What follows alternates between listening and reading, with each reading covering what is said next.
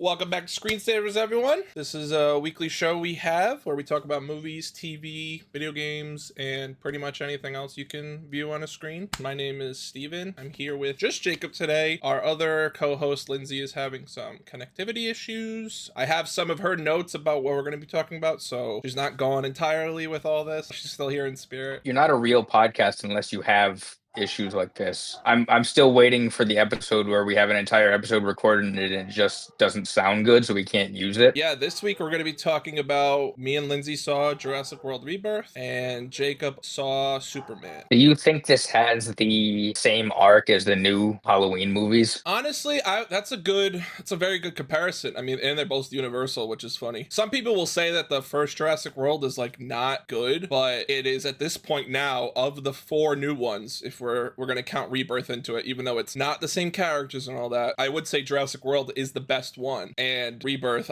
definitely improved upon the mistakes. And obviously, like, it was Gareth Edwards, so like I always had faith that no matter what he was given, he would make it watchable. And there were points of the movie that were like really good looking and felt like a proper modern day Jurassic Park, like what you could do with today's technology, versus some of the shots, dude, it looked like I made the CGI. This is a $200+ million movie, but damn, what are you gonna do? It's making its money back, and it will always make its money. You could literally, you could film a documentary style like movie about fake dinosaurs and it would sell. So I mean, I would like them to at least try every time to make a good movie. I know that's not always going to be the case, because if they can apply as little effort as possible and then still turn around and make a profit, that's what they're going to do. Not to be too cynical about it, but it's like, I could definitely see the path going where like you could just fucking type a prompt into AI and be like, hey, write my next Jurassic World movie, and then it would spit it out. And I'm not saying necessarily make it in AI, but the script itself could be. And there are some parts in this movie that were atrociously written. Can you give me I'm assuming this movie is light on plot,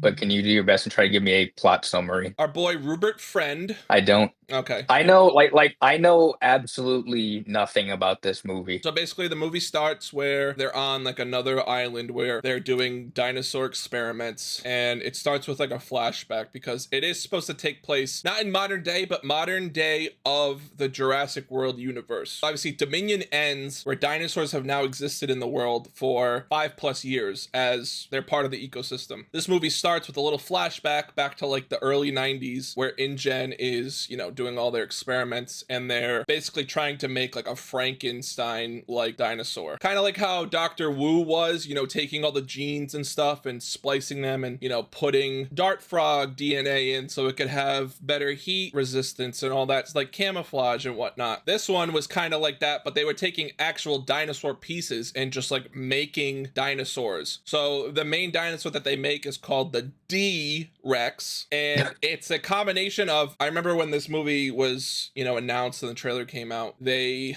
akined it to a hybrid of the Indominus Rex, the Predator. Oh, hello. nice. What are we talking about? All right, Lindsay's back, everyone.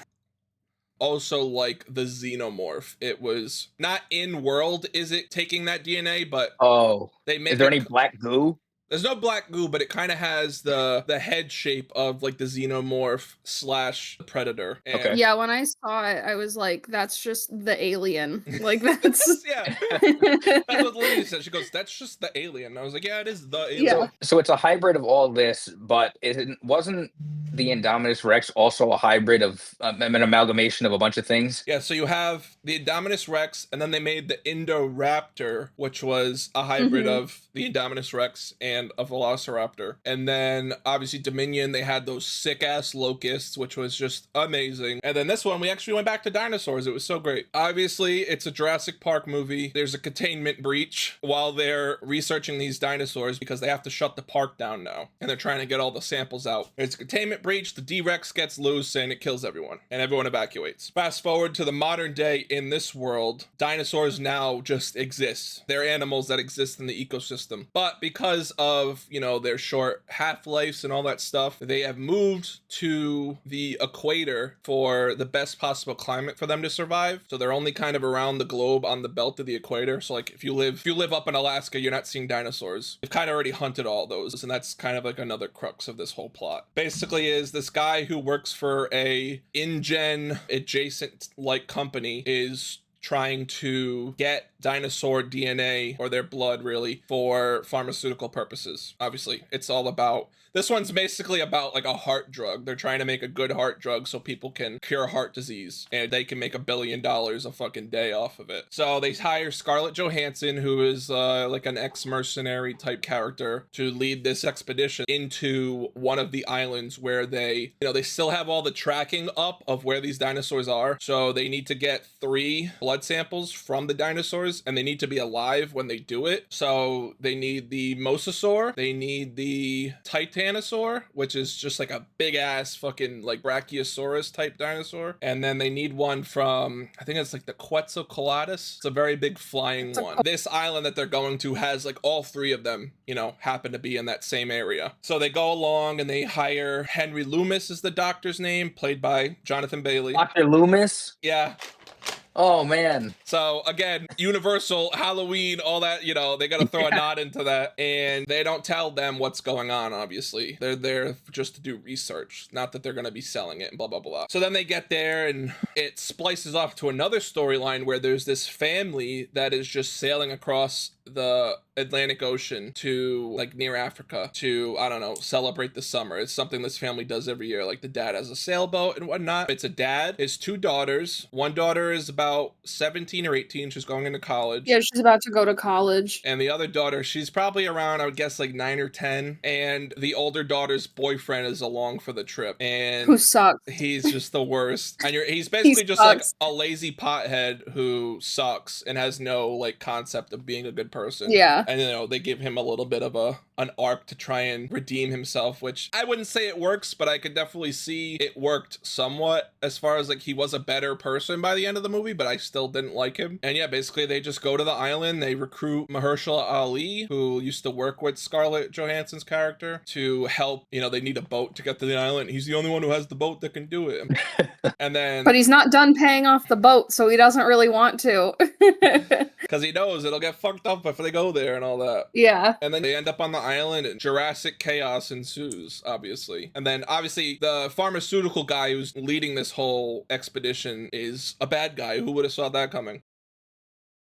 But I would say the plot is definitely a better take on what Jurassic World Dominion was kind of going for, because now that the dinosaurs exist, they're just like part of life. And so the family that's going across the ocean, they get attacked by dinosaurs in the water. They, you know, they capsize the boat or whatever, and they send a mayday call, and the Scarlett Johansson's crew picks them up, and that's a whole contention point. So like, we don't have time to pick them up. We got to get these dinosaurs and blah, blah, blah. And eventually they, you know, they rescue them. They get to the island, and then they break off in like 2 groups because they get separated, and they have to meet up because they only get 1 chance of an extraction. So they're trying It's a very small window. Like the helicopter will come and circle for like 2 minutes, and then that's it. If they don't see them, they're gone. Gotcha. They end up getting all the samples in time, and then they're trying to make it run for the helicopter, and the guy who hired them like turns on them, and he's trying to take it all for himself so he doesn't have to pay them. And he tried to kill that girl in the beginning. Well, he didn't try and kill her. He just didn't try to save her. Yeah, because the whole thing was this guy's operation had to be secret because the government would not sanction it. And if they knew you were doing this, they would arrest him, basically. And when they're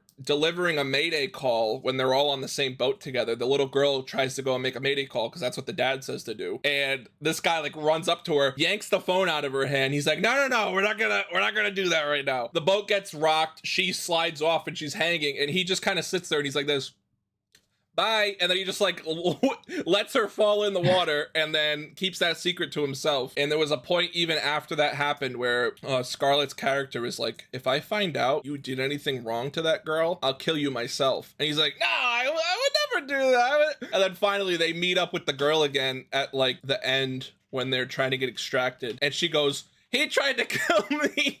And Scarlet like immediately tries to kill him, but he's the only one that ends up having a gun because they only brought non-lethals, which again, that's not a good idea going to an island filled with dinosaurs, but it is what it is. I won't, focus too much on the writing because I wasn't going for that. Is their goal to continue with these characters? Are they setting up a new trilogy, or? I don't know what their goal. I mean, it looks kind of, I don't want to say open-ended because their story that they told does kind of wrap up. The main villain, he ends up obviously dying, and then they get the samples, and their whole thing is like they want to give the samples to the world for free. So no one has to pay for it, and it will actually, it's just going to help humanity. It's kind of like in Iron Man 3 when they developed that whole like crop thing to help plant around the world, and they're like, I don't want to sell it, I want to just give the patent away versus selling it for like trillions and people will still pay for it because they need it. That's what they want to avoid, even though Scarlet is in for the money to begin with, but then she's like completely fine working for free, and I'm like, okay, like whatever you gotta do, girl, to make yourself feel better. I wouldn't catch myself in a situation like this. I think given what they ended on with these characters, it could just be like another story where they pick up with new characters. Yeah. Because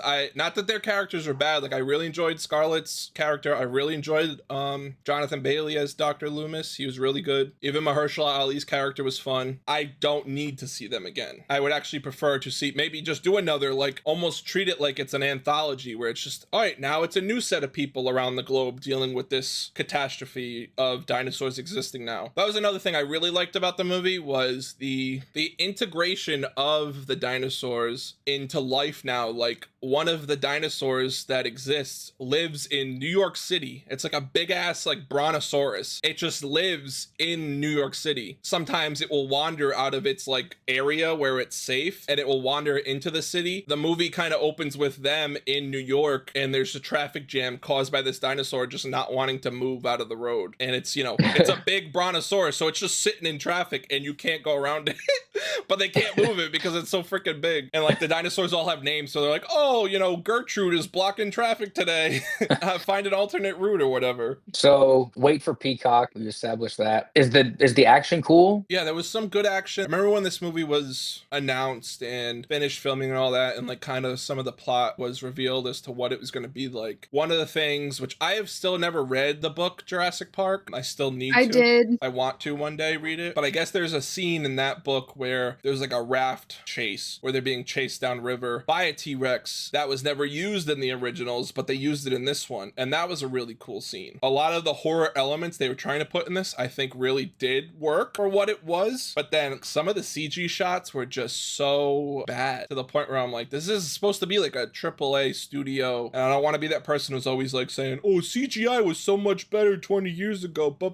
See, I don't know if better 20 years ago. It's just that there wasn't nearly as much of it. So you probably, you probably didn't have as many people working on it, and they probably had way more time to work on it than they do now. Whereas like, I imagine that the filming of this movie is mostly like, if you're an actor in this movie, you're probably standing in front of a blue screen all day. So there's more CGI, less people to work on the more CGI. And I think that has a lot to do with it. Yeah, because there was one scene that really stuck out to me. And it was after they got the sample from the Titanosaur. It just kind of zooms out to this big open plain on the island they are. And there are, I mean, dozens and dozens of these dinosaurs running like in a herd. And it zooms out, and I mean, it looks like a video game from like early 2010s. Not to say that it looked terrible, like that if I showed a kid this, they're gonna say it looked terrible. But the choice to just have that linger on screen for like minutes, it took me out of it a little bit, because I was like, dude, this looks kind of dumb. The settings of the movie was fine. Like it was a new island, so we got to explore that, and it's the research facility. They were doing all these Frankenstein-like experiments. The D-Rex I did think was a really cool mutated dinosaur, if you want to call it that. It had, if you want to call it, 2 arms and 2 legs, but it was walking on like all 4 of them. And then in its like midsection, it had like 2 little T-Rex arms. So in total, it had 6 appendages, and that looked really freaky. I just wish it didn't look like something else that's already really well known. Like, I wish it could have just been like this cool new thing that nobody's ever seen before, but I kind of get why it does look like something else. Yeah, the alien, as you say. The alien, yeah.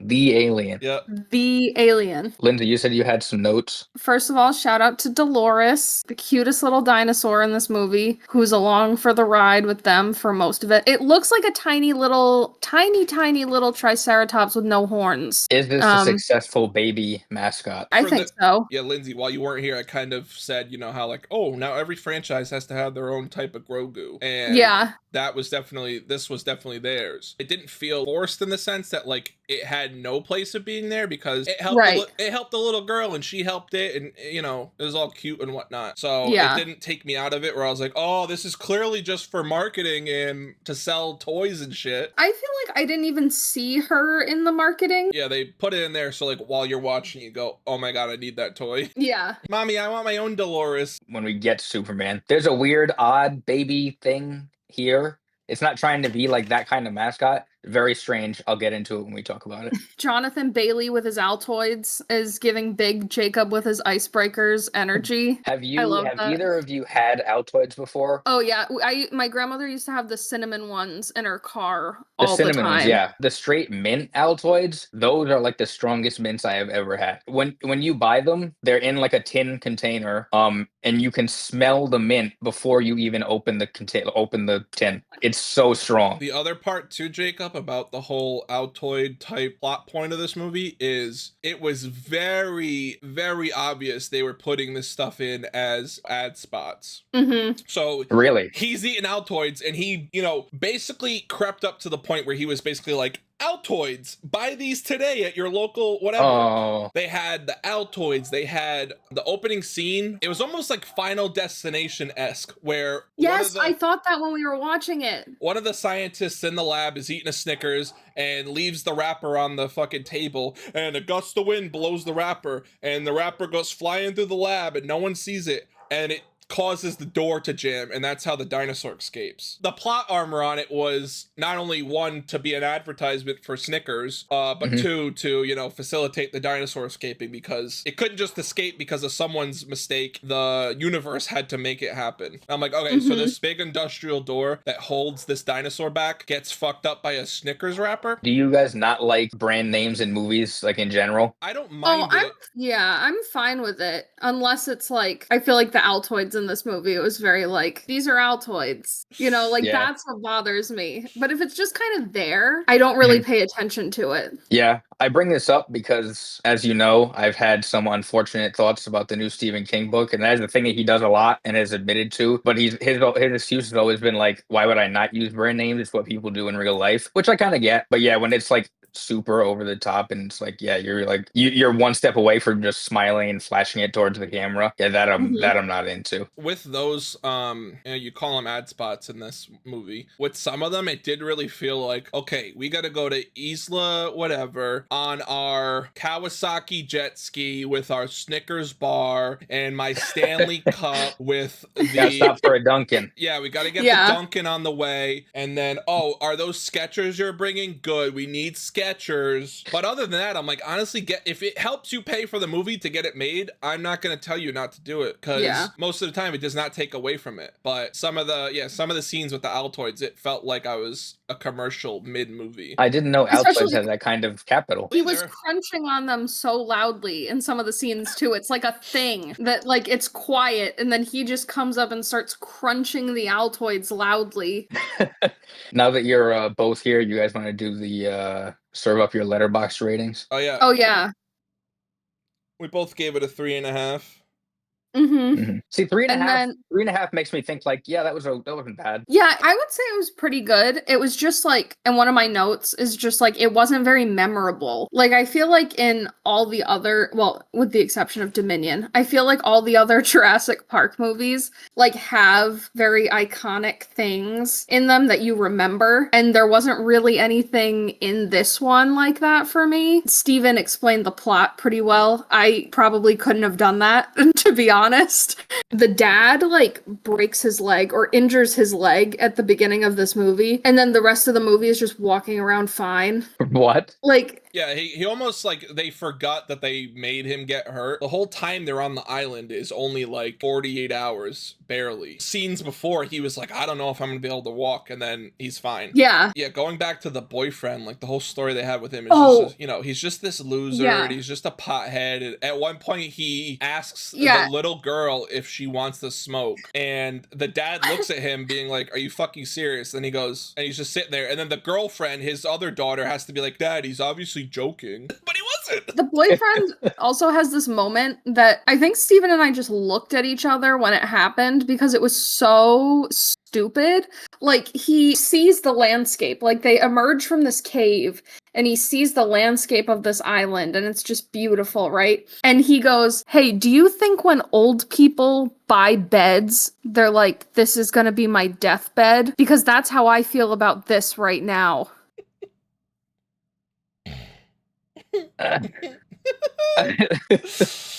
Me and Lindsay just both went, what the fuck are we watching right now?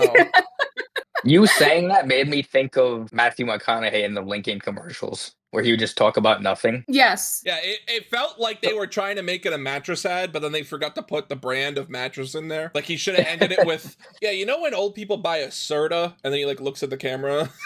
Yeah, it was just went to Mattress Firm last week. Yeah.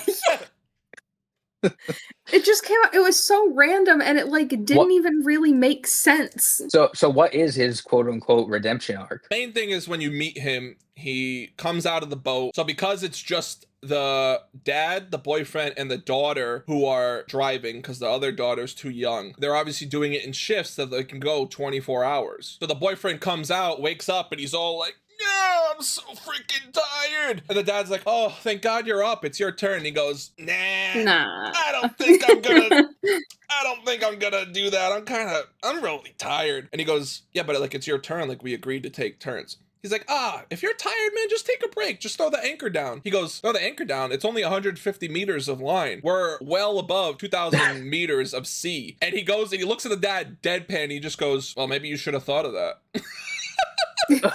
And right there and then, if I was the dad, I'm pushing him off the boat. Like, so they obviously set up that he's just like a piece of shit and like he sucks. But you know, he has these little moments where he like helps save the daughter, or his girlfriend. She when she fell off the boat, when the guy didn't save her, he jumped in after her, even though it's, you know, dinosaur infested waters. And then towards the end, he helps the dad when he, you know, has to kind of help him carry along with the broken leg. Yeah, and when they were doing shifts where they were like awake, yeah, like keeping guard at night, keeping guard when they were going to sleep, and like he actually was like, oh no, it's my turn, like I'll do it now. This sounds like, correct me if I'm wrong, but I have a feeling I'm not. This is like my least favorite version of a quote redemption arc, where like basic human kindness does not make you a good person. Even the worst people have moments where they seem like okay people when they do something for somebody, and so I'm not. Yeah, I'm already not a fan of that. Like I said, the mattress line was like so bad it made me laugh, because I was like, I can't believe this made the final cut, because it has no effect on the plot of the movie. It's just him like having like an aside, but he's saying it to all three of them, and then no one responds to it, and it just cuts the next scene. So you could have cut that entire part out and it wouldn't have changed the movie one bit. It probably would have made it better, because I wouldn't have had to think about that the rest of the movie. And then he does have one line which is funny, where they're kind of doing the whole like going through the jungle and they're chopping down the branches and stuff, and he comes to this point where there's dinosaurs through the opening he saw, and he like lets the branches go back up, and he goes, let's go the other way. And like that got a chuckle out of me. It got a chuckle out of our crowd. There was actually a decent amount of people in the showing who kept getting up a lot for some reason. 2 couples left early, which was funny, which was, I guess, indicative of some of the writing, which I don't think that's why they left, because they were like, it looked like just teenagers. But yeah, other than that, I wouldn't have say he was redeemed in my eyes. Like, if I'm the dad, when we get back home, you can't date my daughter. You know what? And like, if I'm the dad, I'm probably thinking like, there's no way this guy is going to NYU with his daughter. You know what I mean? So no matter what, she's not going to be dating him much longer longer anyway. Just let it run its course, you mean? Yeah. I did enjoy some of the, like I said, horror elements of the movie. The opening scene was actually like, to me, and I don't, not that I was scared per se, but like I was actually like locked into the sense of like, oh, this feels like very gripping and very like horror-esque of like the original, where you're like, oh, all these people are gonna die,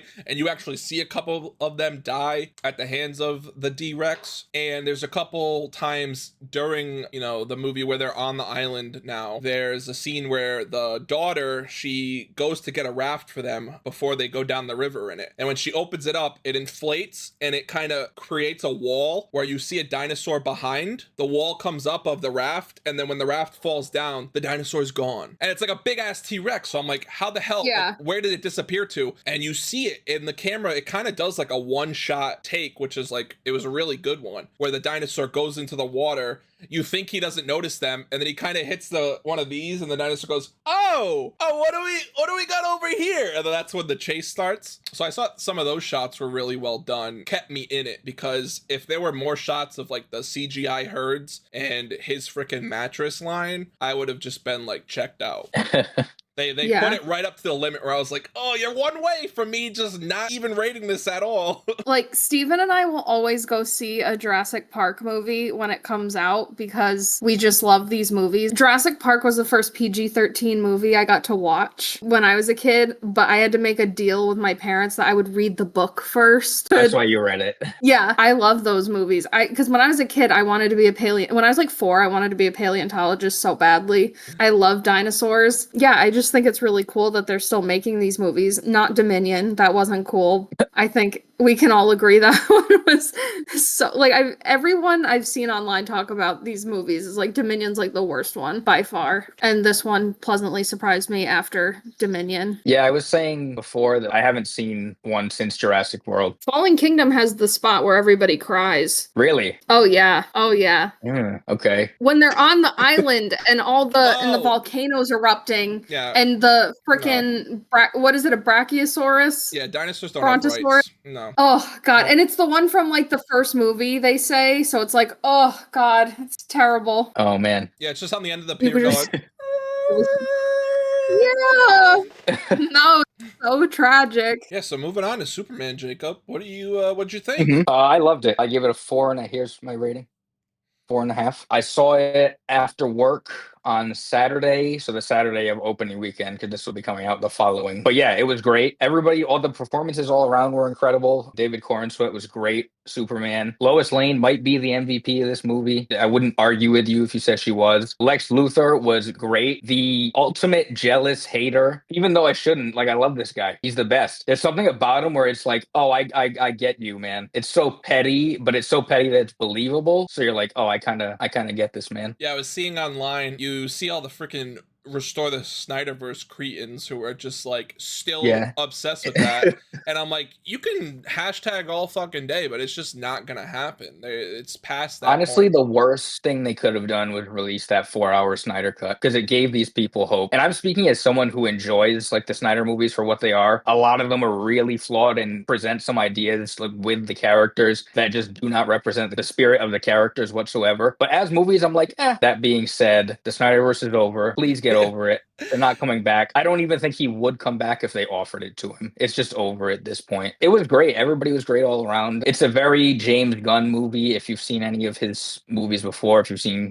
Guardians 1 through 3. But as far as a first movie to kickstart a universe, it does feel like that. And I think the worry that a lot of people had going into the movie was in all the trailers, you see Guy Gardner, the Green Lantern, you see Hawkgirl, you see Mr. Terrific. A lot of people were wondering, would that take away from Superman? And I don't feel like they take away from his spotlight at all. If anything, they sort of enhance it. And Mr. Terrific is an incredible character who I think you can do a lot of stuff with now. Hawkgirl is going to get a lot more stuff to do in Peacemaker because she's been in this trailers for season 2. And Guy Gardner. I have to ask you though, because you mentioned Hawkgirl. Is it true that she killed Netanyahu? She did. Atta girl. She did. Girl. She breaks into like the capital of Baravia or Baravia, depending on what character is saying it in the movie. And she flies away with the president. He says in his whatever accent it is, he's like, "You're not gonna kill me. You're like Superman." And she goes, "No, I'm not." And she just drops him. The movie starts with Superman lying in the snow, like mouth bloody. The super dog is like circling him, and he's like, "Crypto home," and he brings him to the Fortress of Solitude. That's actually how this movie starts. It's the opening scene of the movie. It's actually a really cool intro. On the screen shows like a little timeline of events. So it's like 30 years ago, Superman landed here, and it ends with 3 hours ago, Superman lost his first battle. And it's just him lying in the snow. They bring him to the Fortress of Solitude. He has this like little robot army that I assume he built to help him out. The main one is named Four, and is voiced by Alan Tudyk, which I didn't know. Of course. Yes, Resident Alien. It's which all I didn't know going. connected. They bring him to the Fortress of Solitude to heal him up because he needs the sun to heal. He's Superman. While he's healing, they're like, play that video from his parents back on Krypton. It soothes him. And it's Jor-El, his father, and his mother from Krypton. Like their last message they sent in the pod with him to Earth before Krypton exploded. Jor-El is actually played by Bradley Cooper, who was in this movie for like 10 seconds as a hologram. They're speaking not English, which I kind of appreciate. They're speaking whatever Kryptonian language that is. And they're very specific that only half the recording made it or survived from Krypton to Earth. He believes this is his reason for being here. They're like, Kal-El, we sent you here to Earth to help these people and do good. And this is basically the gist of the message. And so he sort of based his whole personality and life around that. He's been Superman for 3 years at the start of the movie. They heal him. He goes back to the city from the Fortress of Solitude to fight the Hammer of Baravia. Because the whole start of this movie is based on that Superman stopped them from invading another country, which, forgive me, I can't remember the name of. But Palestine? No. whatever the fictional equivalent to that is. And he stopped that from happening. And there's a whole shitstorm of people who were talking to him about like the political ramifications of that. And, you know, did you consult the president? Did you do this and that? The answer is no, he didn't do any of that. And so he goes back, loses again. Superman loses a lot in this movie. I think James Gunn was very aware that if you portray Superman accurately, with meaning like all-powerful being, it's a real boring movie. He doesn't feel overpowered. But anyway, he loses again. This guy helps him out of the rubble, who apparently he bought food from in the past, and he's like, oh, I love you, Superman, you're great. And so then you transition to, he kind of has to take the L on this one. Lois is going into her apartment. She hears a noise. She grabs a bat. She's like, who the hell is in my apartment? It's him. They have about, I want to say like a 30-second makeout session. That goes on. He put a fun little like twist in this movie is that he's sort of like Peter Parker, where he's like, oh yeah, Superman, I'm interviewing Superman when he's Clark Kent. And so Clark Kent is the one giving the interviews. And everybody at the Daily Planet is like, dude, you suck. Why did we hire you? You can't write. He's the DEI hire. And so when he's at Lois's place, she's like, why don't you let me interview you? And he's like, yeah. And she starts asking him these like hard-hitting questions about the consequences of his actions, basically. And he's real upset with her. And the gist of that is like, people are going to die. I just did it. I didn't really think about anything else, which is kind of the message of this whole movie. You find out through the next scene. Lex is in control of the Hammer of Baravia, whoever he is. It's played as a mystery. Like he's working for Lex. Supposedly, like as far as we know, has no affiliation with the actual country. But Lex is portrayed as like this obsessive maniac who basically has been studying Superman for the 3 years that he's been in existence. He almost has like, I can only describe it as like a bingo board of moves and counters to moves that Superman is most likely to make. You would think he would develop an AI to do all that stuff because he's like real smart. But no, he has to call it out himself. 1A! Has that become infamous? It has for me, at least, even though he's in a room with dozens of people on computers that you would seemingly think could do it themselves, but... Lex also has a girlfriend who is played as this like bimbo who just takes selfies. After the fight happens and Lex is giving out all his commands and they win, and he walks into this pocket dimension he's created with like black hole energy. I forgot how they explain it. And basically this portal that he has is just like a dimension that's just his own, where he, you know, keeps prisoners and stuff. But this is where him and the president of Baravia meet to discuss their plans, because obviously he's in cahoots with him to try and take down Superman. So Lex goes to the Fortress of Solitude because one of his minions found it there after they tracked Superman there after he flew there the first time after he got his ass kicked. Lex walks in and they basically kill all the robot servants there. Crypto is captured by them. No. Yes, unfortunate. He does get some hits in before it happens, but yeah, he succumbs to them, and then they bring him to their pocket dimension. Before they leave there, though, they find the recording of Superman's parents from Krypton, and they try to restore the rest of it to see what it says, and they do successfully. Lex goes back home and goes on what I can only describe as like the equivalent of Tucker Carlson in this universe,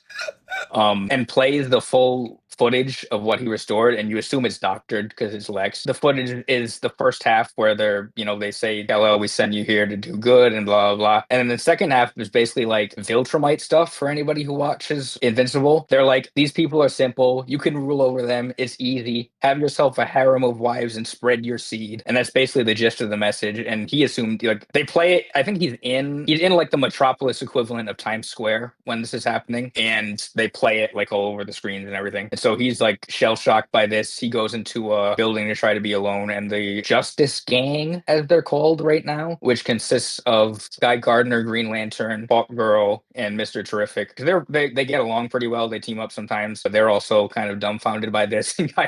Guy walks in and goes, "You got a secret harem or something?" And just a delivery from Nathan Fillion was so great. Everybody in the theater laughed. He's sort of taken aback by that. The surprising part about all of this is that the footage is not doctored. They changed Superman's backstory to fit this, so that this was actually the goal of his parents for him to rule over Earth, which I thought was a cool twist because we've seen Superman's origin story so many times. It's a nice moral conundrum because he's based his whole life around this principle that my family sent me here to be a good person and help these people out. It's just not true. The whole movie, he kind of struggles with this. He can't be mopey the whole movie, so he has to kind of put it aside. But public sentiment surrounding Superman is very low, which is Lex's goal. The Pentagon sees this, run by Rick Flag Sr., which if you saw the Suicide Squad, is the father of Rick Flag Jr., who died in that movie, killed by none other than John Cena's Peacemaker. And the government is like, we have no choice but to bring Superman in now. He turns himself in like the good boy he is. And Ultraman, which I'm just going to call him that for now, brings him in because he apparently can match Superman's strength. But they bring him in for questioning. Lex has a contract with the Pentagon and is very much pushing for, keep him in my prison. I can take care of him. So they bring him to the pocket dimension he's put there. There's a throwaway line in the beginning of the movie where they say that there's no kryptonite left on Earth. However, they put him in a cell with a character named Metamorpho, who his ability basically is he can become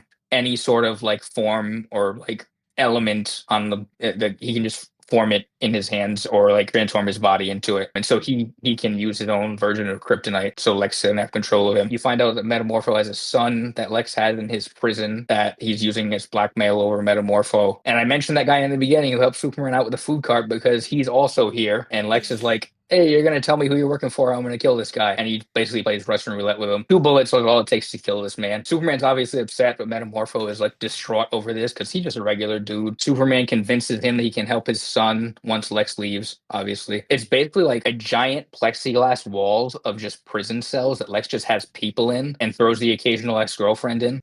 His own harem, if you will. And so he puts away the kryptonite, but he still is weak because there's no sun in this pocket dimension to heal him. So Metamorpho creates this like little mini sun to try and get him up to speed. And the people in the prison start like freaking out and trying to report it to the guards to gain favor with Lex so he'll let them out. Doesn't work in time. Superman gets out. Remember how I mentioned earlier there's a baby, like sort of a baby in this? Mm-hmm. Yeah, it's Metamorpho's son, who is like a green blob. Alien, I assume, or interdimensional. But his name is Joey. Got a regular name. It's like a baby kangaroo. And, yeah. And so they rescue him. At the same time, while this is happening, Lois goes to the Justice Gang. She knows that he's Superman, even though they've only been dating for 3 months, apparently. And he's told her everything. So she goes to the Justice Gang and is like, I know Superman. We need to help him out. Justice Gang doesn't care that Superman is gone. And they're like, whatever. Nothing we can do about it. Sorry. And they all just kind of go back to what they're doing. The only one who is mildly interested is Mr. Terrific because he thinks it'll piss off Green Lantern and he doesn't like him. So he helps her out. They end up going to the camp where Lex's goons are. They get into the pocket dimension. Long story short, they escape. But there's like a black hole. Like the danger of this pocket dimension, I guess, is that it's so unstable that anytime you enter or exit it, it could just form a black hole. But Lex does it anyway because he's just that much of a hater. They escape to Ma and Pa Kent, like in person for the first time because they have a phone conversation earlier, but you actually see them. He needs to take a couple days to heal. Now that I think Superman is out of commission, the president of Baravia is like, I'm going in and invading again. It's time. And he sees this on TV while he's with his parents. He goes to suit up to go there, but surprise, the black hole threat is happening now. And it's sort of like tearing a rift in the city that's going to eventually expand to the world. You can't really have a superhero movie, apparently, without some some earth-shattering threat. So this is that for like the third act. I really liked this third act. The only thing that I didn't love about it is that there are characters, like Lois was a great character, didn't really have much to do here. Not really her fault because she doesn't have superpowers, so she couldn't do a whole lot. But it's not like they have no function because they do eventually uncover the actual reason behind Lex's motivations for this happening. Basically, he has a back deal with the president of Baravia that once they invade and win this war, Lex is basically going to get half of this country for himself. He'll be like king, basically, and he can do whatever he wants there, formulate his, evil plans and such. The big thing is that it is revealed that Ultraman is a clone of Superman. Lex somehow got one of his hair, like Superman's hairs from a battlefield, and used that to clone Clark into, what became Ultraman. But cloning isn't perfect, so he's real stupid, which actually works for Lex's purposes because he's much easier to control. I can't end this without mentioning, like, there's this really funny storyline where Jimmy Olsen is like a secret ladies man. Yeah. And he apparently was with Lex's current girlfriend before then. Oh, shit. Before him. And when they show it in the movie and you're first introduced to this, he gets a text from somebody called Mutant Toes, and it's her. And that joke pays off at the end because apparently one of the reasons they broke up is because he made fun of her the way her toes looked. And like, he's trying to get information from her on Lex. And the whole caveat is she's like, she wants to get back together with him. He's just not about that. So every time she's like, he tries to trade info with her, she's like, well, we're going to spend some time together, right? And every time he's like, yeah. And everything is on a time crunch in this part of the movie. So he's still reluctant to do that, even though the world might end if he says no, which I thought was funny. She gets thrown into Lex's ex-girlfriend prison because she's found out by Ultraman, eventually is brought back with the rest of them. But yeah, the third act of the movie was cool. Lots of fighting, I wouldn't say any of the action was like incredible, but it was all good. It ends. I brought up the makeout thing because apparently this had to be edited out in India for it to reach like their version of a PG-13 ending, and that caused some like stir. The after credits in this movie are like just comedy. So overall, very good time. I wanted to see it again before doing this, actually, just to have it even fresher in my mind. But I still think I did pretty well with the summary. Jacob, I have a very important question. Yes. Did they save Crypto? Oh, right. I didn't say that. Yes, they did. And when they find him in the pocket dimension, because Crypto is like the worst dog. That's sort of like the joke of the running gag with him is that he's a terrible dog who doesn't listen to anybody. And the only way they can get him to calm down is if they beam squirrels into his brain, like in a sky setting, and just like make him think he's chasing squirrels the whole time.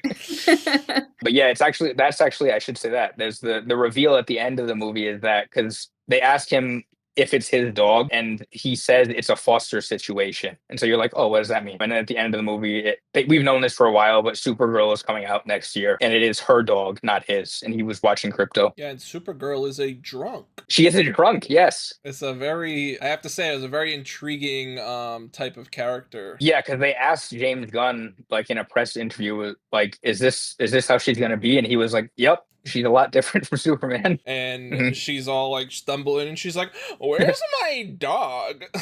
Yeah. Thanks for watching my dog, bitch. Yeah.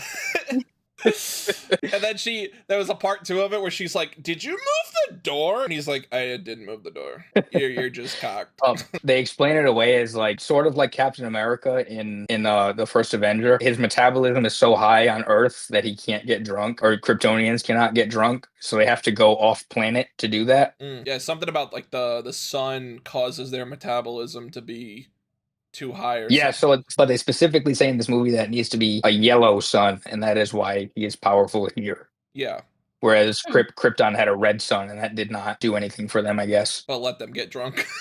Let them get drunk, yeah. Like, we have no powers, we can get cocked. Yeah. With our harems. So yeah, great experience. Everyone should go see it if you have an even mild interest. Even if you don't, I think there's something for everybody to like. Yeah, I'll wait till it's on Max. Oh, it'll be on Max. And if it's anything like movies on Max, it'll be on there, and then a month later it'll be gone. One thing I forgot to mention was that there's a scene on that Tucker Carlson adjacent show after there's a moment in the movie where Clark obviously knows that Lex is the one who broke in and stole Crypto and did all that. He breaks into Luthor Corp. He breaks into their headquarters, goes after Lex, like freaks out and is like, "Where's my dog?" And Lex taunts him and does a whole thing.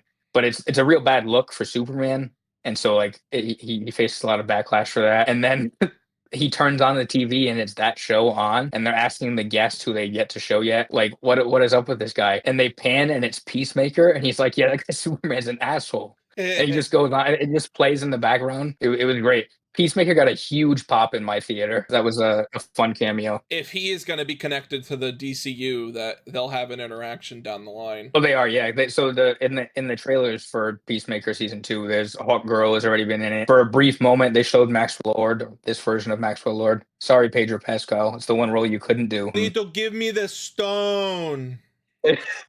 You are in grave danger. Maxwell Lord in this is Sean Gunn. Yeah, overall, loved it. Go see it. Subscribe. Dinosaur cool. Oh Oh, my yes, God. yes, subscribe. Subscribe. Like, We got subscribe. a lot of views on our High School Musical video. We're over Yes. 300 views, but Woo. we haven't gotten any new subscribers. So make sure to subscribe if you've made it this far. Please do that. We post shorts usually sometime after we publish each video, so look out for those too. And if you're just watching the shorts, just click on the video. We got a lot of stuff to say.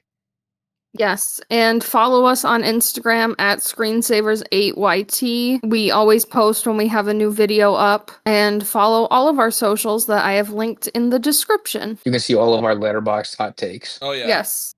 I have a great letterbox. Yeah, thanks for watching, guys. All right. Peace. Bye, Thanks everybody. for watching.